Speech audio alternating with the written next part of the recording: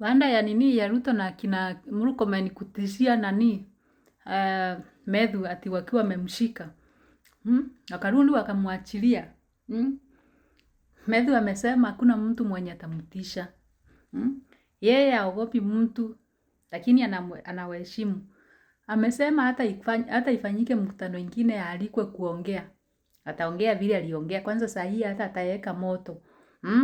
Gachagua naye amewaonya. Juzi walikuwa Matiang'i, Kalonzo, Gachagua, Junjini. Imagine polisi karibu wauliwe. Gachagua amewaonya akawaambia wacha nikuambie Ruto. Na huyo Murkomen wako. Ile siku mtaumiza nini kiongozi hata mmoja, wachana hata na nini na kuumiza.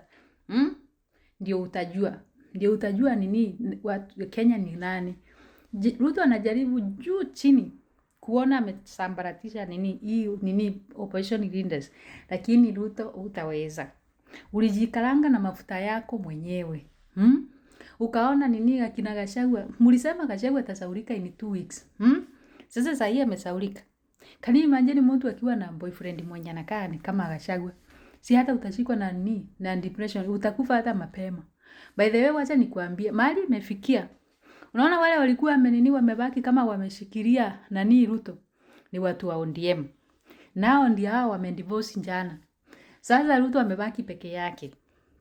Na kuambia kimeumana. Unaona last time, Raila ni yeye aliokoa nani Ruto. Na ndio ulisikia Gachagua akisema saa hii mahali Ruto amefika hata Raila akimwambia nirambe miguu. Raila atamramba, Ruto atamramba. Ruto ako kwa supportive machine. Gachagua ni yeye alisema. Na immediately vile alifinywa na nini agency, alikimbilia Raila. Akaenda akamwambia kuja unisaidie. Akaenda akampatia a lot of money na akamfungulia kampuni. Ile ulisikia Nyoro akisema kuna kampuni ya Ruto alifungulia Raila. Kwa hivyo Raila hata kama alienda na laana zetu. Mimi siwezi nikamhurumia kwa sababu tuliumia, watu wakakufa, njenzi wakakufa akiwa amekatalia kwa serikali yenye inatua sababu ya pesa.